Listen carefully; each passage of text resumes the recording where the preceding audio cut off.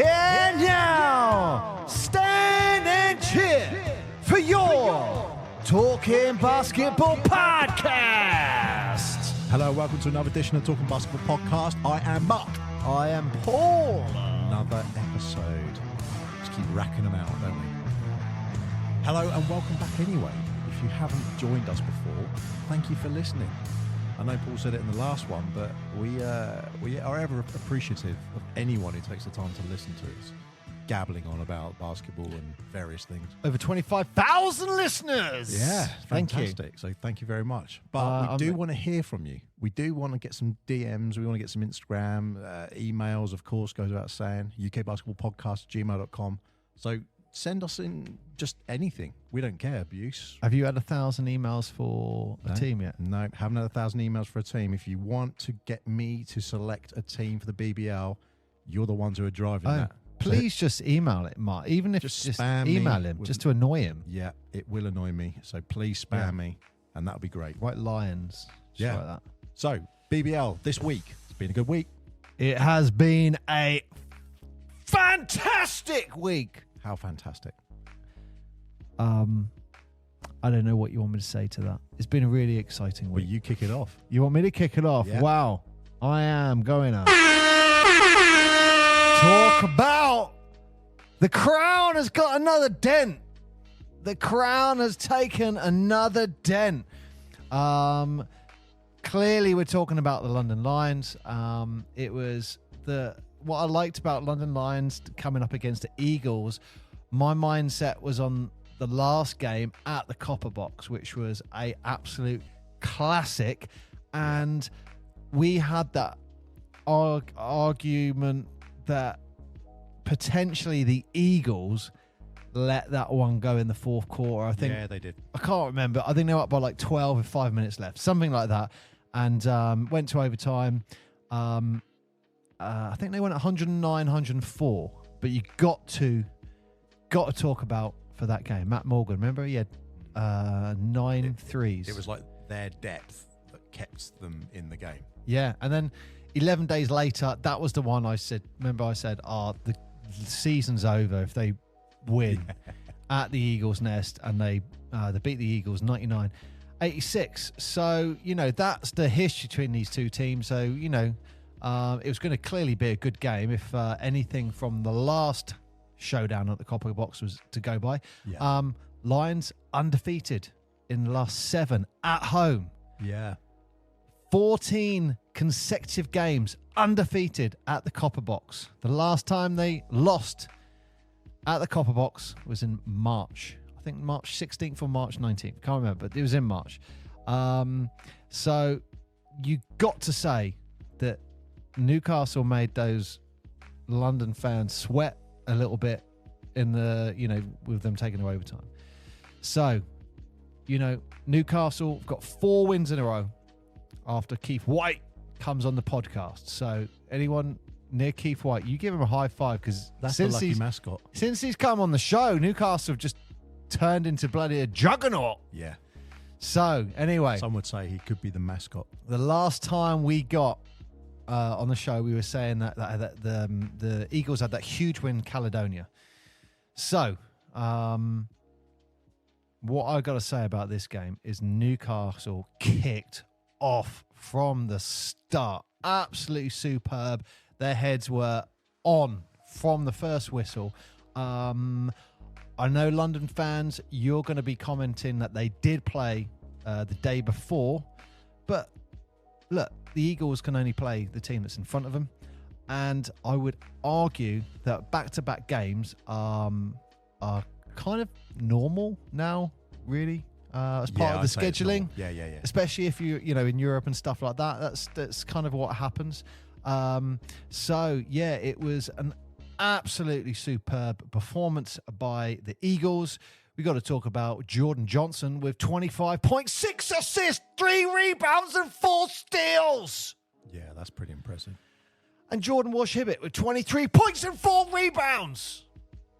I just spat at you there. Yeah, I Didn't Yeah. entirely appreciate it. And also there was a really fantastic play by Taj Green. You know what I really liked about this play? I mean, I'm sure you know what it is. I've seen this a lot online.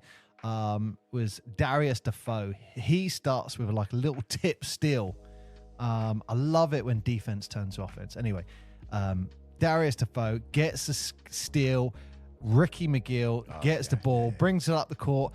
Great, beautiful side pass. Taj Green jumps. Boom! Yeah. Absolutely. You know, I think Taj Green needs to send an apology note to that ring because he destroyed it. He absolutely destroyed it. And they grabbed the win 102-80. So the crown has been dented again. This is Newcastle. This is for you. Oh, I pressed the wrong button. Damn it. Newcastle. Just pretend this didn't happen, Newcastle. Newcastle, this is for you.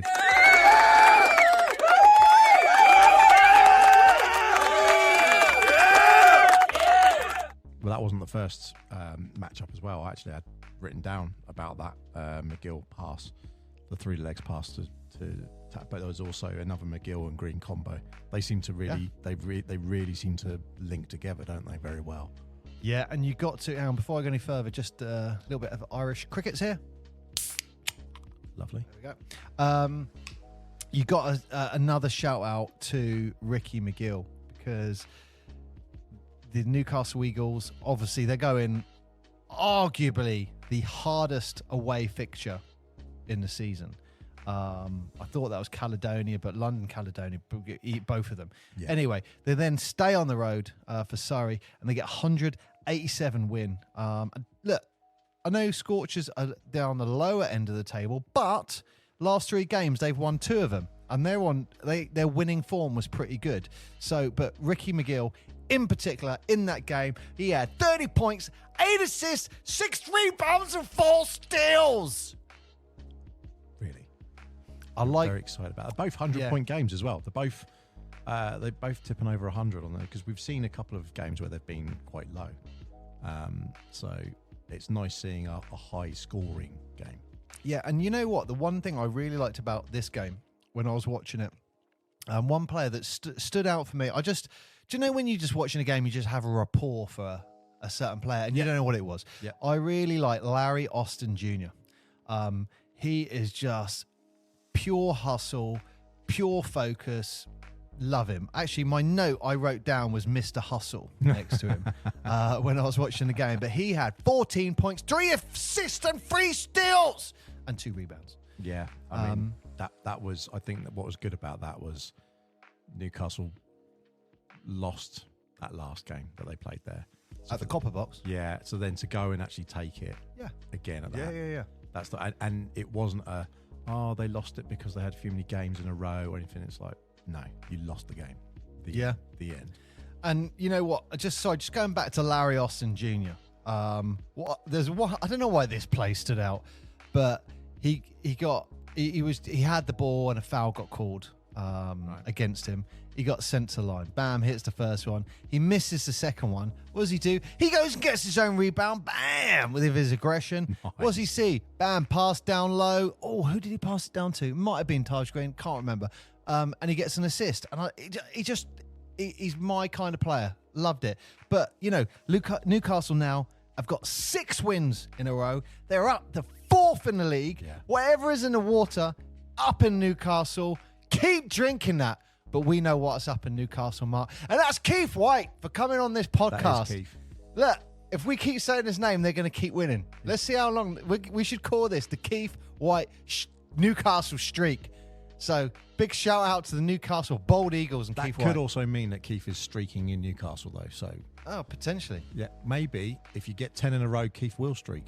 Who knows? Yes. That's you got to make that happen, Keith. Yeah, let's see. So, anyway, that's mine. Well, Newcastle on form, the informed team. You know what? I've got one now. As you're talking about Newcastle moving up to 4th, I'm going to talk about someone who was in 4th and is now down in 6th, and that is Bristol Flyers. Yeah, they're... don't know what's going on there. I really don't know what's going on there. I tried working it out. I think they've had a few injuries. I think there's just some gelling not going well. Hang on, that was your research from last week. You had to work out what it was. Yeah, I still can't work it Or out. was that my research? No, I still can't work it out. What I have noticed is they've got a guy called CJ Jackson. So CJ Jackson, what was interesting is he used to play for Leicester Riders last year, and he was brought in from the States.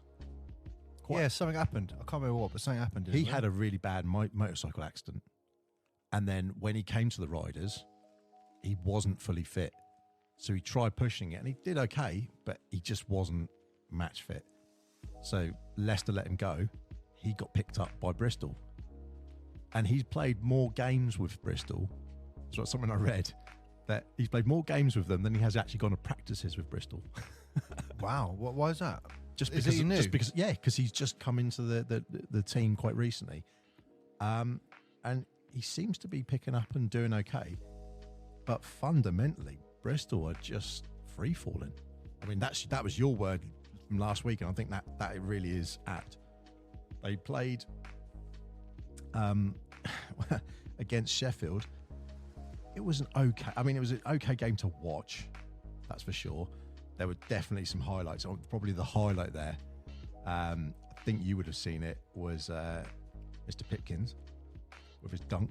Did you see that? That did not go down well, I don't think. It looked like, I'm going to say this frankly, because I think that's what our listeners enjoy. There was it looked like there was a bit of tension between the two teams by that point. I can't remember the player, but they just looked pissed off. Yeah, they were.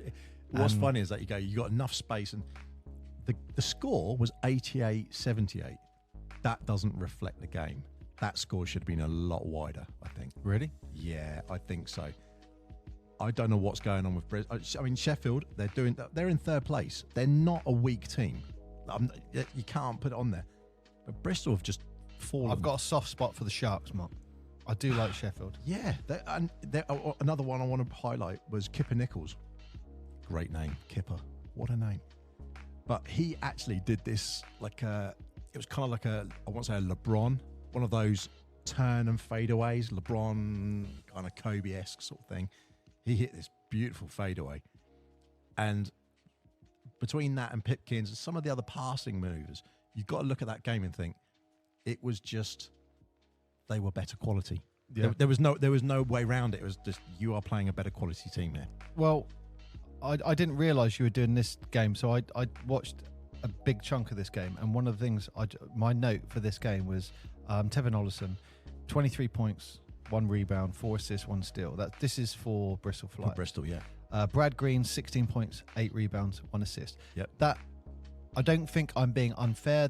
I'm kind of summing up Bristol Flyers there. Yep. Now, excuse me. In contrast, for the Sheffield Sharks, Koch, 15 points. Yep. Ramsey, 12 points. Pipkins, Jalen Pipkins, 13 points. He's a really exciting Nichols, player to watch. 11 points. Glasgow Jr., 17 points. Yeah. Can see what I mean? Yeah. Like, you had... It always is adding up with all of these games, is what seems to be... We had that last week with Cheshire, and it was just, when you get that extra player, you just need 1 or 2 extra players that are getting double digits and contributing.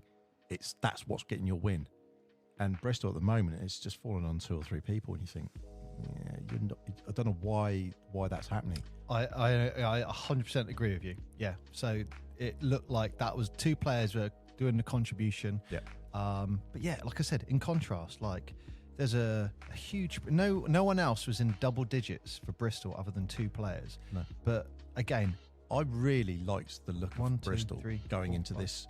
Going into this, when we've started looking into the BBL and getting excited about it, just from looking at the teams from the outside, Bristol were one of my top, because I loved the way that they presented themselves.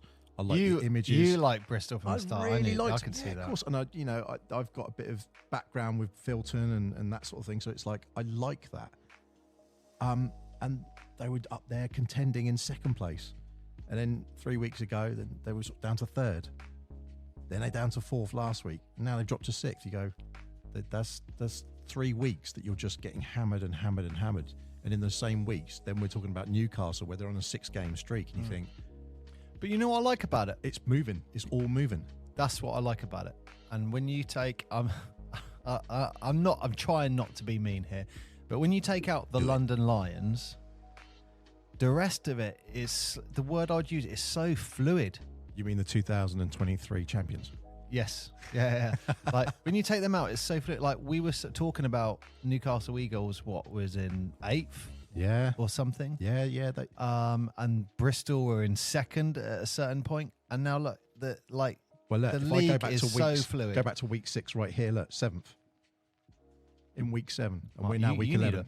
You need to work on your arm muscles, Mark. Your bloody arms are shaking trying to hold that laptop up. Listen, 2 fingers. What can I say? There you go. Try again. Look, 2 fingers. Look at that. Wow. But yeah, that's 7th. And that was 7 weeks ago. If I then go back and we go 8 weeks. Sorry, Newcastle 7th. 7th. Yeah. And that was even 8 so that's 3 weeks ago. And in those 3 weeks, they've moved from 7th to 6th. And then they just done a massive piggy jump from last week, going from 6, bang, right up to 4th. I'm not a huge fan of the logo, but I do have a soft spot for Newcastle. It's probably because of Keith, but I do have a soft spot. So I'm glad they're doing well. I think the arena looks great. And all those pictures that Keith was showing us, it looks fantastic. Yeah. And obviously the stadium and everything. And they've got a massive heritage. You can't argue that. But Bristol, I hope it turns around. I agree. It's just really strange like to go from looks second. like a great club. And, they've got that affiliation. They do some really good stuff with the sport in the local, everything. It's just really odd seeing it go from there, bang, just drop through the floor. I hope the Bristol Flyers intro, it sounds like jet engines as the players come out. Or they go old school.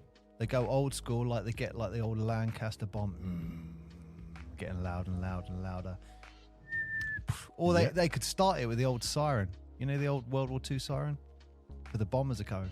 I mean, that might give a few people PTSD, so I'm not sure that's a good idea. I think they'd all be dead by now. I don't think we need to worry about that.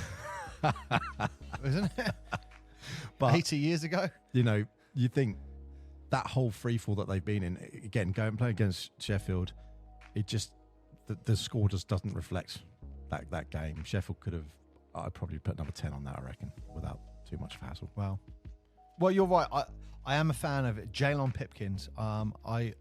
Sheffield, really hope to see him in the look All-Star a great team. They really do look like a great team. And it's fair to say they were sort of mid-contention and have moved up as it goes. But that was my one for this week. Nice. Well, anything about the Sharks, Mark, always is welcome. Always. I've got a really short one. That's what she said. I'm going to go for this.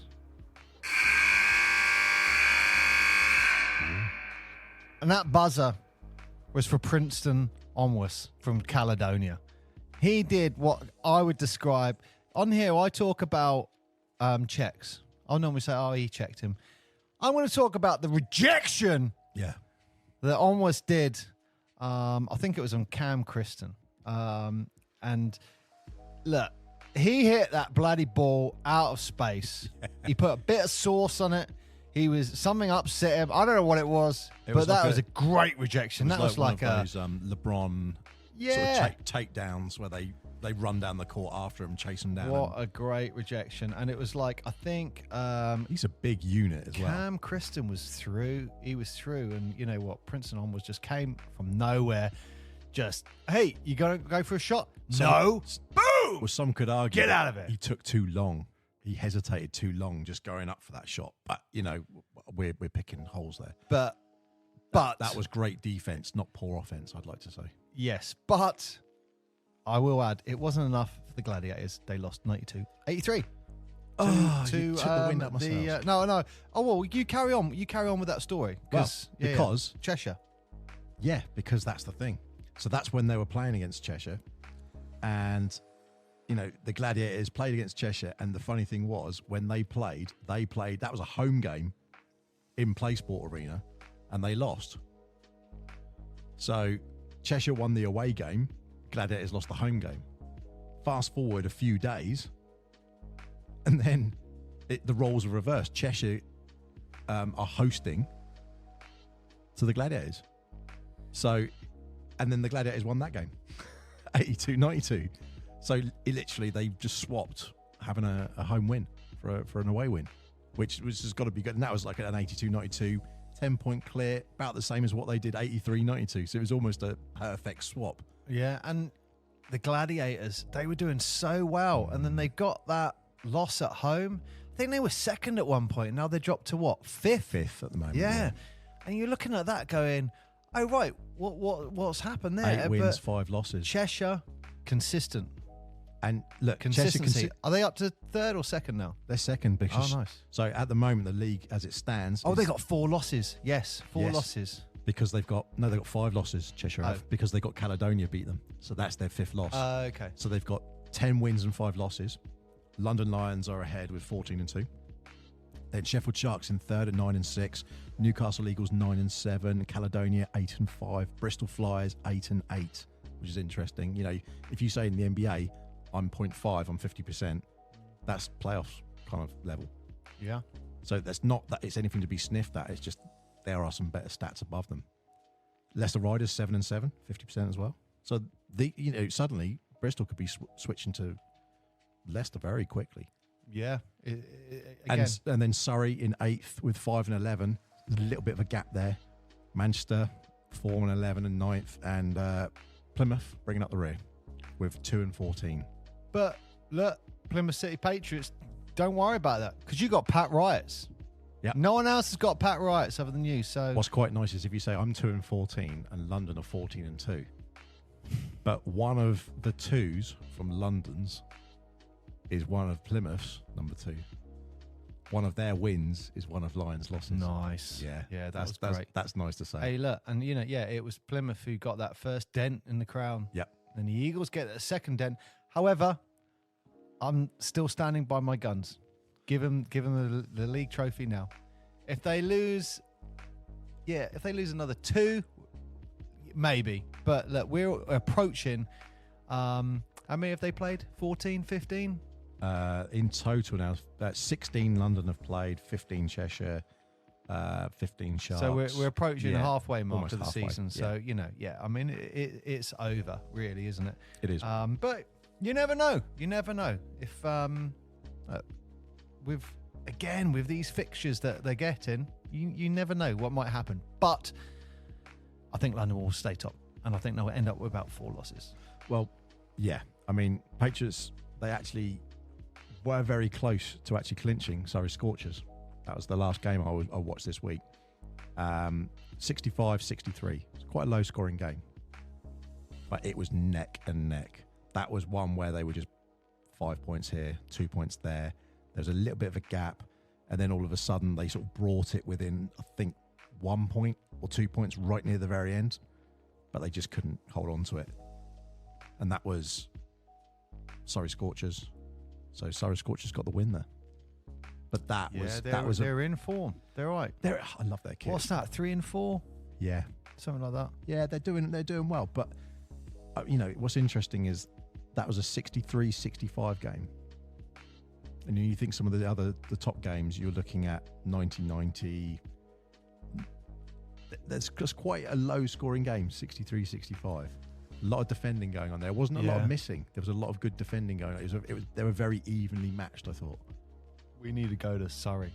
For the listeners, Surrey is the closest arena for us to go and visit. It's about 40 or 50 miles thereabouts. It's like 45 minutes for us to drive there. We should go to that. I'd like to ideally do a live podcast there. That'd be really cool. Yeah, anyone listening, sorry, hook us up. We'll come down. Well, yeah, I mean, I think I know a few people who might be able to help with that one. I'm not selling peanuts. I'm not washing dishes. No, I know. I generally know a few people. Pulling that card, So I could know someone. Don't yeah, worry, yeah. someone, Well, no, I know. I know 3 people. My dodgy I could approach. But I think that'd be really cool. I'd like to go there and do something with the podcast rather than go there, sit there, and watch a game. I'd like to talk to our audience about the audience and what we're seeing at live, and talk to the audience there because it's a pretty good crowd from what I'm seeing. And if I'm going to say anything about all of these games, they were all really well attended, and you could see everyone getting really excited about watching the games, and that's really nice to see more than anything else. Yeah, it's just a shame that they're spread out so much around the country. You know, you could argue that there's room for like another 5 or 6 teams without even batting an eyelid, really, isn't there? Don't you think? Yeah, I think so. But I'm going to continue this in a minute because I've actually got a point for you because we've been talking about this and I've actually got something to back it up. I've actually been trying to find a sound effects for my next one. I wanted to do like a car crash. I haven't put a car crash on there. Or like, when a record rips. Noises, when a record, when you get a record and you get the scratch noise. Yes, I wanted that. Anyway, I haven't got it, so I'm just going to go for this one. All right. And it was at the buzzer when the Manchester Giants and the Plymouth City Patriots had an exciting finish. Do you know what I'm talking about? So this is, I feel a little harsh mentioning his name, but this is where Manchester took on Plymouth. Oh, shoot, where was it? I've lost, I don't know where it was. I've completely lost. In Manchester. It was in Manchester. Okay.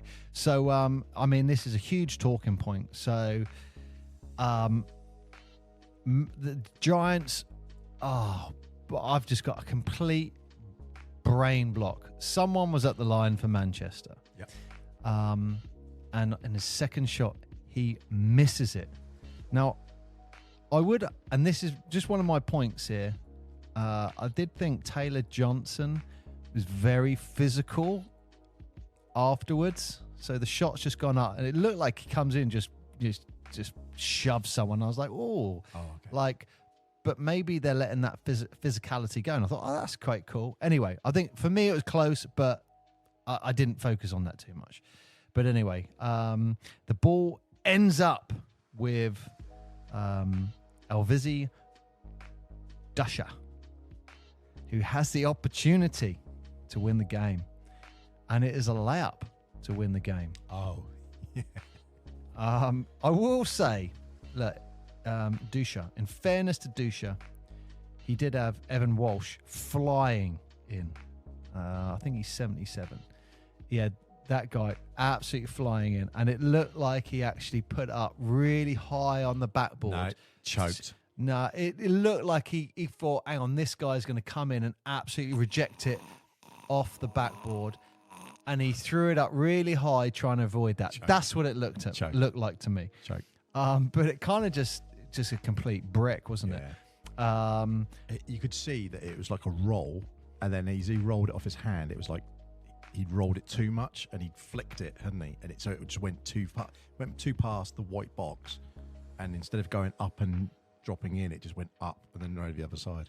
But it was as exciting finish as I've seen in the BBL. Yeah. What I loved about it was Elvizi Dusha's reaction after he missed the layup. He just kind of turned around and grabs his shirt, and he's just like, "Oh man, I just missed the layup to win the game. Damn it! That was my moment." But you think again, that's against Manchester Giants. Great entertainment. But, sorry, before we go on, got to shout out Taylor Johnson for Plymouth. He had 28 points, 9 rebounds, and 5 assists. So he almost had a double-double. But it was him who did that push on that shot. But you're talking Manchester, Plymouth, Surrey. All these 3 teams, they're all at the bottom. Some of the more exciting games to watch. Yeah. I know it sounds really silly, but you go, all of these games are within 1 or 2 points. Yeah. Or both of these games are between 1 and 2 points. And if you watch them, you think, oh, this is actually like 63-65, you think, low scoring. No, that was a really fun game to watch. Yeah. Because you just think they're all going for it. Whereas some of the other ones, 10-point deficit and no chance. But you know what? I've got to bring his name up. He's just come back. William Lee for Manchester. 18 points and 11 rebounds, Mark. Double. Was he the guy who he's only come back 2 games so far, isn't he? I think it's his 3rd or 4th game back, something like that. But, hey, he's... They missed him, clearly. He's having an impact, that's for sure. And the Giants then went on to lose to the Leicester Riders 94-97. Sorry, 94-79. Yes. Yeah, I mean, that was a hammering. There's no way around that. That was an absolute hammering. 15-point deficit at the end, and they probably could have stretched that. But when you look at those things, Leicester beating Manchester by 15 points, Newcastle beat Surrey by 13 points. That's where you'd expect them, given where they are on the table. You'd expect them to win by a 10 or so cushion. So when you're seeing some of these other teams, and as you said, London Lions got beaten by 22 from the Eagles, that's, we can't overlook how big that was to win that deficit.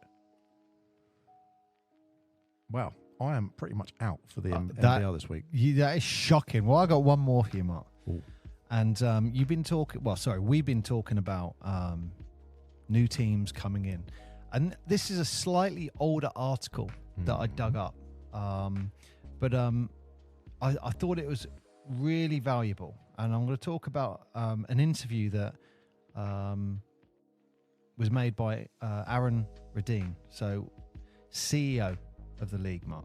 Okay? Okay, yeah. And he was talking about, and what I liked about him, he was talking about he wants the right foundation. These are his words. He wants the right foundations so that new franchises can come in and be successful. But this is one of the things I picked up from the interview. I thought it was really interesting. He said, and I'm quoting him here. Where is the quote? There's not almost a day that goes by that I don't get calls about we want a team in Birmingham, in Cardiff, in Dublin, in Belfast, in Leeds, in Liverpool. So there's lots of interest everywhere. Interesting, the ones he talked about, potential interest in new franchises, Birmingham, Cardiff, Dublin, Belfast, Leeds, Liverpool as candidates. So there's some of the names. But what and this is what I want to finish the point on. No Southern teams there. Not in that list, he said. But Mark, if Portsmouth keep doing well, never know. You never know. I mean, look, at this point, you probably could argue a couple years back, the Solent Kestrels should maybe have had the opportunity to go to the BBL. Yep. I think if they were in that position and it was this time frame, they probably would have been. So at the time, a couple of years ago, for anyone who doesn't know, the Solent Kestrels, a Southampton-based team, and they won the NBL Div 1 title 4 years in a row. So that's the UK's national league, but that's league that are based on grassroots basketball that goes right through to that. And that's you get relegated, you get promoted. Yeah. So they won Div 1 4 years in a row. They were in cup competitions, taking on these teams. And beating them. Exactly. Yeah. So I don't know. It'd be great to get someone on the show to talk about that and what happened. But I think a lot of it went around the arena. There's a certain criteria that I don't think the Solent Kestrels hit. So they would have to go and build a new arena. Yeah. The arenas are a big thing. Is it 700, 800, something like that? Yeah, and then 1,000 with something else. And if you're in Europe, there's so many caveats. And then I want to say, I don't know, but I reckon that Solent home court would get 500. 400 easily. Maybe 450, 500. That they might even have fire regs that say... Oh, there'll be safety regs. There'll be your building regs. That's the one thing that we don't have over here in the UK is having the space in the cities, because let's be honest, it's all city based. All of these, they're all urbanized. That's where basketball lives. It doesn't, you're not driving out to the country to do it. Yeah, you we don't have space at all. You take, I guess, the UK and take it as an image and plonk it on America. Yeah, it's what, the size of Florida? Yeah. So, but yeah. Anyway, so the point I want to end on, and this is really promising, which was, he said, I'm hoping that all of that, the new teams, come sooner rather than later. I'm very impatient in that regard, but we want to have that foundation in place, and we already know that there's the demand. Yeah. Yeah, I mean, that's great. It's from the little interviews I've seen with him, and obviously, Aaron, if you're listening, we'd love to chat with you.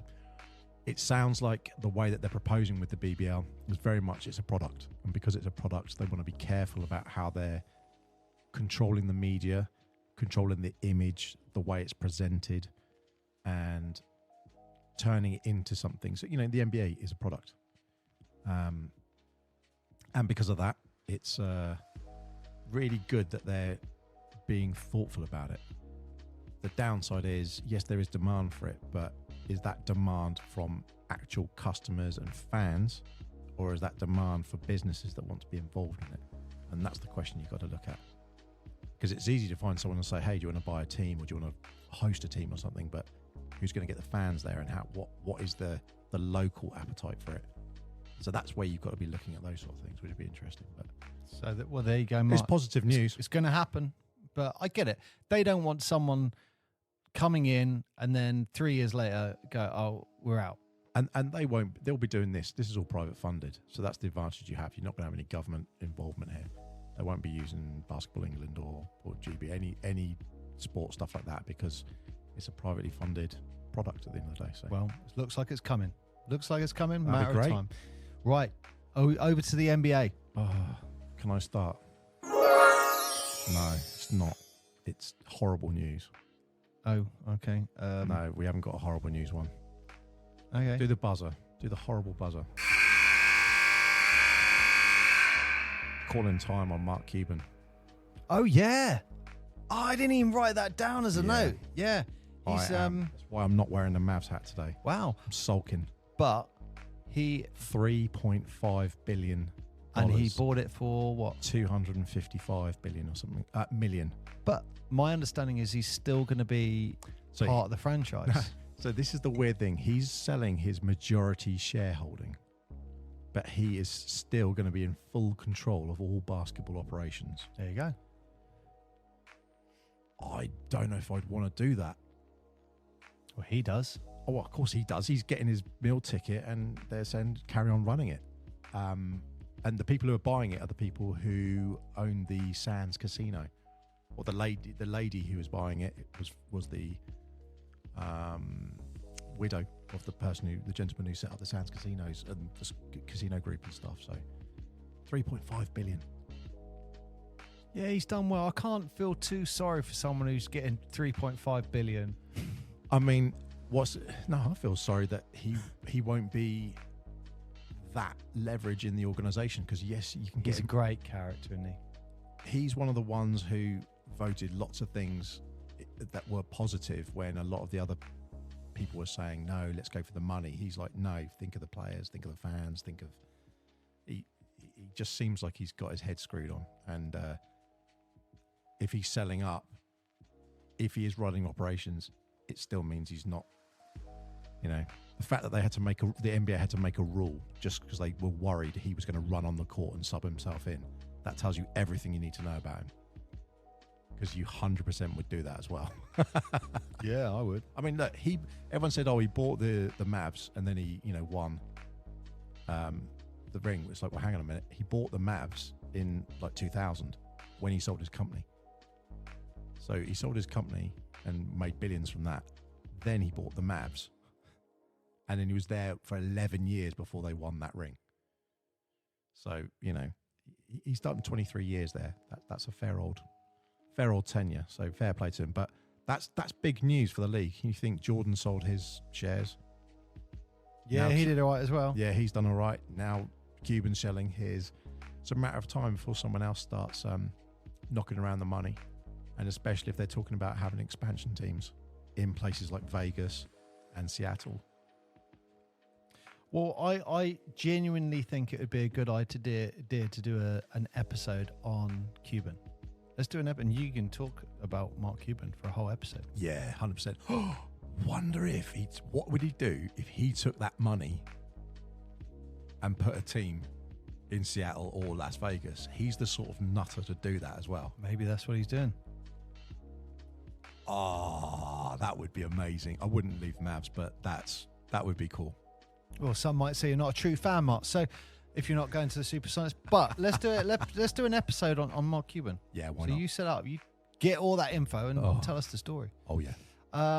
Right, so let's talk about NBA Cup update. Now, I think what we're going to do, we're going to do an NBA Cup update. I'm not saying the other name. It sucks. NBA what? Balls. I am not saying it. So the in-season tournament, ladies and gentlemen. The in-season tournament. It's the NBA Cup. Anyway, so I think the plan is we're actually going to do a longer episode about this coming up this week. Is that? That's right. Okay.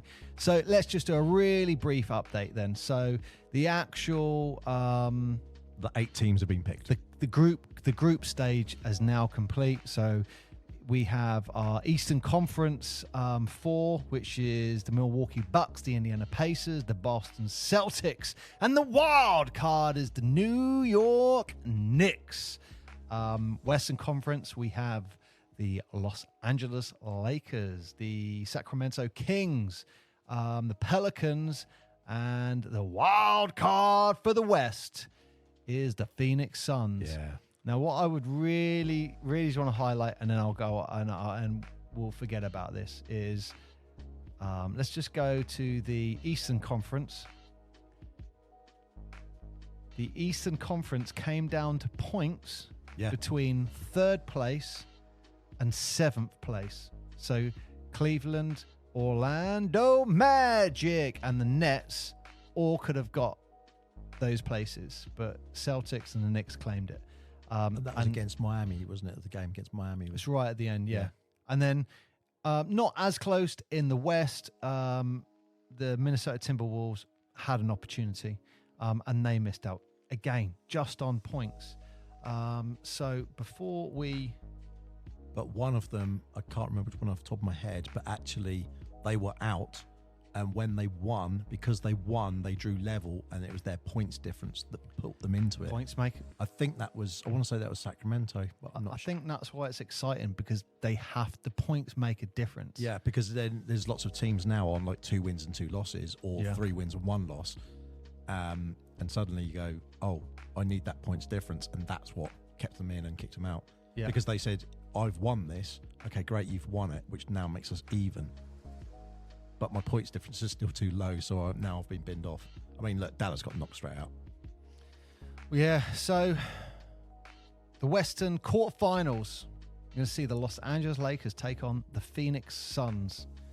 The other quarterfinal is the Sacramento Kings taking on the Pelicans. And can I just stop for a moment and just say, the Kings kit is quality. That blue kit, I love it. Really? I love it. It looks old school. I absolutely bloody love that kit. Blue kit with like a white stripe going down the side that says Kings. Absolutely fantastic kit. Whoever came up with that deserves a pay rise. It's definitely one of the less offensive ones. Oh, I really like it. Really like it. Anyway, from the East, the Indiana Pacers are taking on the Boston Celtics, and Milwaukee Bucks are going to be taking on New York Knicks. So tune in very soon, because we're going to be having an episode just about that. And I think it deserves it. It definitely deserves it. What would you say now, if from what we know and we've seen of the in-season tournament, would you say it works for the NBA?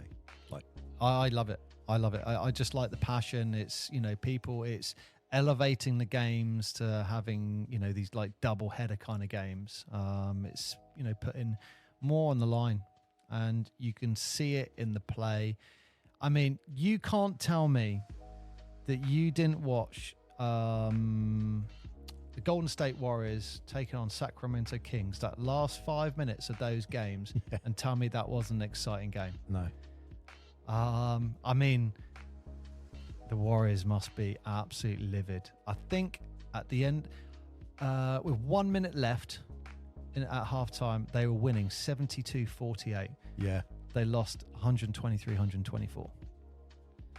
I mean, that is exciting basketball. It is exciting basketball, and it's what's interesting is the teams that are doing well in the league are not necessarily the teams that are doing well in the cup, and that's what I find is very interesting. Mavs are doing okay in the league, but they just bombed straight out of the cup because they didn't put enough weight behind. No those one games. cares about the Mavs. No one cares. Wash your dirty mouth out. Right. But those things, I mean, you just mentioned Orlando. Orlando's on the longest winning streak they've ever had since 2011, believe it or not. You know, think of that. And that's Orlando Magic. Orlando Magic. Orlando Magic. Right. Next point. Oh, my mic went there, Mark. It went taxi. Went goodbye. I know we're running out of time, and I've got 3 points left, and we're not going to get through all 3 points. Do them. I'm not going. I don't have enough time to do them all. Right. I don't know what. Let's go for this. I feel I have to be very careful and with the words I use. So I'm not hearing too much about Josh Giddey. So this is the Thunder Guard. And wow, it feels like this room just got really, really quiet. Oh, yeah. Yeah. So, you know what? I'm just going to say he is being questioned for an inappropriate relationship with a minor. Yeah. And again, I will say this is all things that are being put on social media. And the only thing that kind of jumps out to me is, why is this not being talked about more in the media? That's one of the huge things that jumped out to me. Like, you got Ja Morant, you know, is in a car with his mate and holds a gun real quick. Yeah. He is slammed. Absolutely goes mental. Okay. I'm not condoning that behavior at all, but the league jump on him straight away. Kyrie Irving, he'll put posts out, you know, for whatever view he has. He is slammed by the NBA. Josh Giddey, they're talking about potential inappropriate relationship with a minor. Tumbleweed. Silence. And I can't help and feeling there is, I'm trying to think of the right word.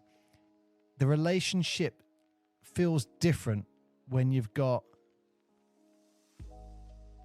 certain characters, certain ethnicities, and it's being represented differently. Yeah. To be honest, I saw it as a headline and almost ignored it. I just thought, what an idiot. If that's real, idiot. If it's not real, then it is what it is. But until something comes out, I just don't think anyone could. I think it highlights a bigger problem, and it's that if someone is being like that, that's no good.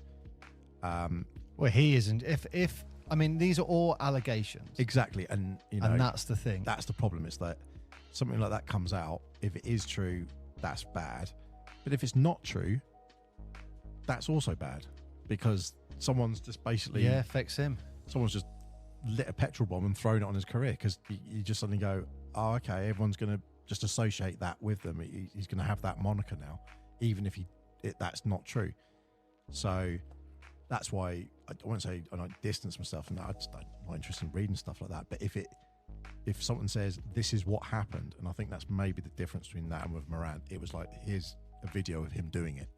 You can't really. Oh, well, what Kyrie posts a link online or has some view, and he is absolutely slammed. This guy, you know, this is serious.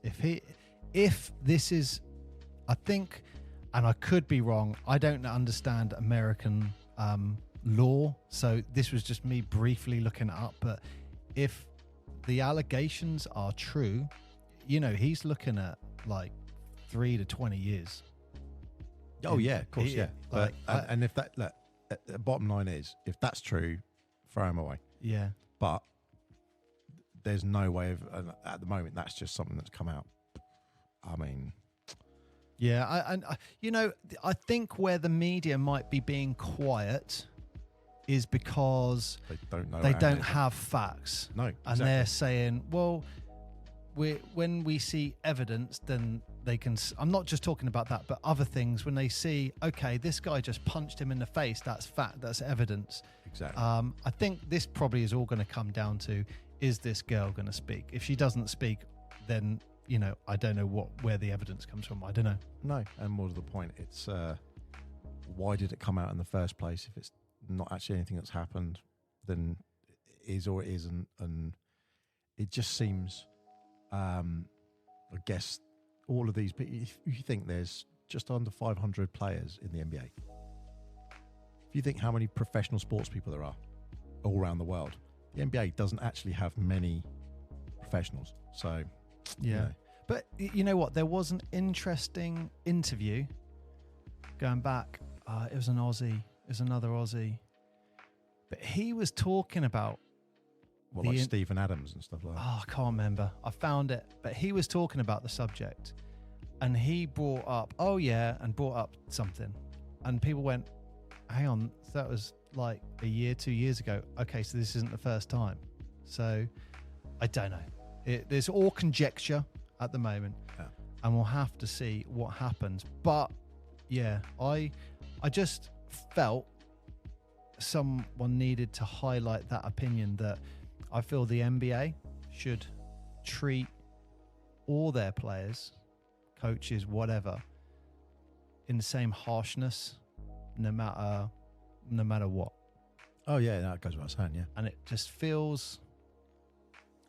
I think it's purely because a little bit skewed one side at the moment. Yeah, I don't know any information. I don't know if there's any facts. So if there are facts, they may be trying to damage control. I don't know. Oh, it's terrible for the league if it is, but well, let's see. Anyway. Look, you say that, but at the same time, if you want terrible for the league, one person being an a-hole, that's bad enough.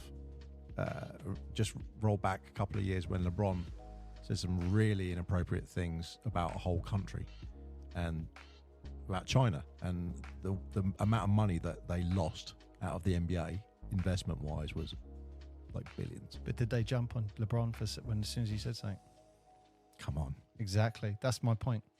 That's the point I'm making. Of course they didn't. They were like slap him on the wrist, but it's LeBron. The only thing I can think of is they're waiting to go, okay, right, these are the hardcore facts. Now we're going to make our point. That's what I hope they do. Well, yeah, either which way. And either they're going to be like, either way. These are not, so we'll stand by him, or this is art, and we'll help you throw him in a dungeon. So with alligators. It was burn him. A little bit of a, I wasn't sure whether to bring that up or not, a little bit uncomfortable when you're talking about that kind of thing. But sucks news. Yeah. So right, have you got any other news to leave it on a high note? Yeah, I have. Just do it. Oh man, it feels like a real low one Just tonight. Do it. But yeah, because that sucks. That was crap. Shout out to Greg Popovich, who tells off the home court Spurs fans. God, that was worse. Stop booing. That was almost worse. I'll tell you what, it takes some testicular fortitude to go and grab the announcer's microphone and go, hey, give this guy a break.